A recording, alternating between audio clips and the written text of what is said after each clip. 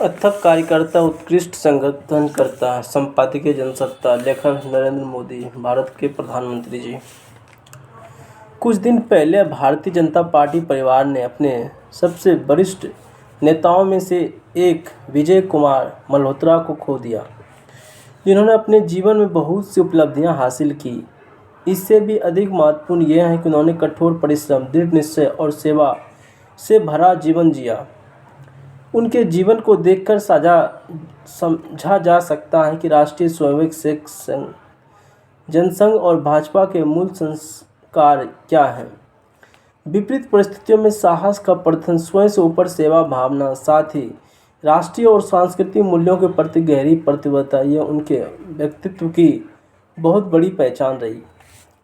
विजय कुमार मल्होत्रा के परिवार ने विभाजन का भयावह दौर झेला। उस आघात और विस्थापन ने उन्हें कड़वा या आत्म-केंद्रित नहीं बनाया। इसके बजाय उन्होंने स्वयं को दूसरे की सेवा में समर्पित कर दिया।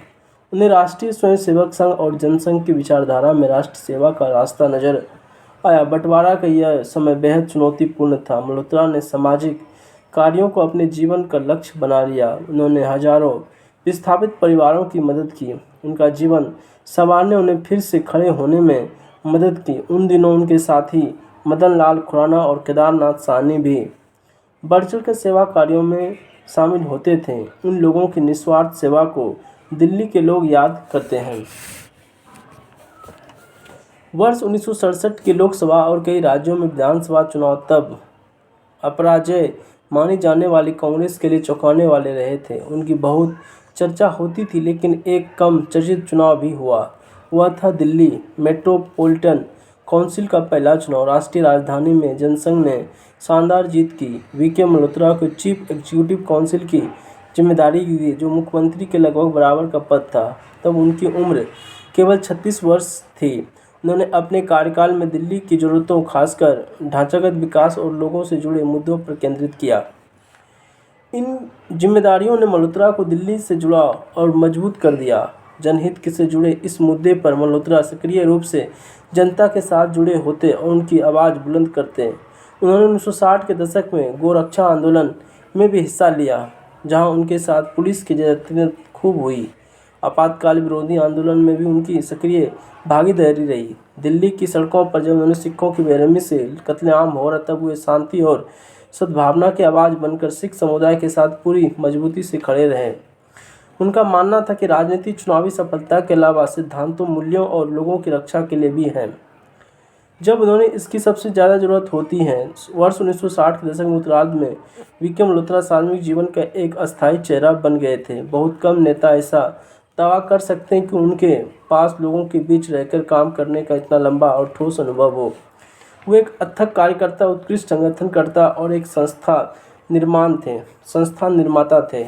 इनमें चुनावी राजनीति और संगठनात्मक राजनीति दोनों में से समान रूप से सहजता के साथ काम करने की अद्भुत क्षमता थी। उन्होंने जनसंघ और भाजपा के दिल्ली इकाई को स्थिर नेतृत्व दिया।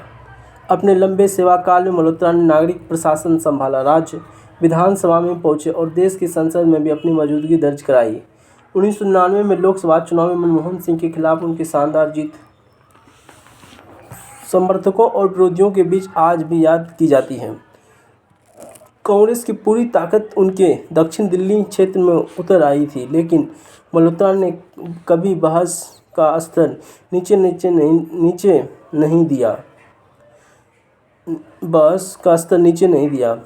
नहीं किया। उन्होंने सकारात्मक प्रचार अभियान चलाया, गालियों और हमलों की नज़रअंदाज किया। 50% से ज़्यादा वोटों के साथ जीत हासिल की। ये जीत सिर्फ प्रचार के दम पर नहीं मिली थी, ये जीत मल्होत्रा की जीवन पर मजबूत पकड़ थी वजह से मिली थी। कार्यकर्ताओं ने आत्मीय संबंध बनाए रखने का, मतदाताओं के मन की था लेने में वे माहिर थे। मल्होत्रा संसद की सटीक तैयारियों के साथ अपनी बात करते थे, पूरे शोध करके आते थे और प्रभावी ढंग से अपनी बात रखते थे। यूपीए वन के दौरान विपक्ष के उपनेता के रूप में उन्होंने जिस तरीके से काम किया, वह राजनीति में आने वाले युवाओं के लिए मूल्यवान सबक है। उन्होंने भ्रष्टाचार और आतंकवाद को लेकर यूपीए सरकार का प्रभावी ढंग से विरोध किया। उन दिनों मैं गुजरात का मुख्यमंत्री था और अक्सर मल्होत्रा से बातचीत होती थी। वे हमेशा गुजरात का विकास यात्रा के बारे में जानने को उत्सुक रहते थे। राजनीति वीके मल्होत्रा के व्यक्तिगत का केवल एक पहलू था, वे एक उत्कृष्ट शिक्षाविद भी थे। उनके परिवार ने मुझे पता चला कि उन्होंने स्कूल में डबल प्रमोशन हासिल किया। उन्होंने मैट्रिक और स्नातक निर्धारित समय से पहले पूरी कर ली। उनकी हिंदी पर इतनी अच्छी पकड़ थी कि श्यामा प्रसाद मुखर्जी के भाषणों का हिंदी अनुवाद प्रायः वही करते थे। इन्हें कई संस्थाएं और कई व्यवस्थाएं बनाने के लिए भी जाना जाता है। वे राष्ट्रीय स्वयंसेवक संघ से जुड़ी कई संस्थाओं के संस्थापक और संरक्षक रहे। उनके प्रयासों से अनेक सांस्कृतिक, शैक्षिक और सामाजिक संस्थाओं का विकास हुआ और मार्गदर्शन मिला। इन संस्थाओं के माध्यम से कई प्रतिभाओं को आगे बढ़ाने का अवसर मिला। उनके मार्गदर्शन में बनी संस्थाएं प्रतिभा और सेवा की पाठशालाएं बनी। उन्होंने यह ऐसा समाज का परिकल्पना की जो आत्मनिर्भर हो और मूल्यों पर टिकी हो।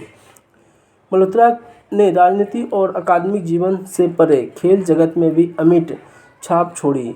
तीरंदाजी उनका गहरा शौक था। वे कई दशकों तक भारतीय तीरंदाजी संघ के अध्यक्ष रहे। उनके नेतृत्व में भारतीय तीरंदाजी को वैश्विक पहचान मिली। उन्होंने खिलाड़ियों को मंच और अवसर दिलाने के लिए अथक प्रयास किए। खेल प्रशासन में भी उन्होंने वही गुण दिखाए जो सार्वजनिक जीवन में थे, यानी समर्पण, संगठन क्षमता और उत्कृष्ट निरंतर की खोज। वीके मल्होत्रा को आज लोग उनके द्वारा संभाले गए पदों के साथ उनकी संवेदनशीलता के लिए भी याद कर रहे हैं। उनकी पहचान एक ऐसे व्यक्ति की रही जो हमेशा लोगों को मुश्किलों के साथ खड़े रहे। जहां भी मदद की जरूरत पड़ी उन्होंने आगे बढ़कर योगदान दिया। विपरीत परिस्थितियों में भी अपने दायित्वों से पीछे नहीं हटे। वे आदर्श कार्यकर्ता थे। कभी ऐसा हुआ कुछ नहीं बोलते जिससे हमारे कार्यकर्ताओं या विचारधाराओं को ठेस पहुँचे। कुछ दिन पहले मैं दिल्ली भाजपा के नए मुख्यालय के उद्घाटन कार्यक्रम में शामिल हुआ था। वहां मैंने समय पूर्व वीके मल्होत्रा को याद किया। इस वर्ष 3 दशक बाद जब भाजपा ने दिल्ली में सरकार बनाई तो वो बेहद उत्साहित थे। उनकी अपेक्षा बहुत बड़ी थी, उन्हें हम पूरी करने के प्रतिबद्ध हैं। आने वाली पीढ़ियों उनके जीवन और उपलब्धियों से प्रेरणा प्राप्त पाती रहेगी।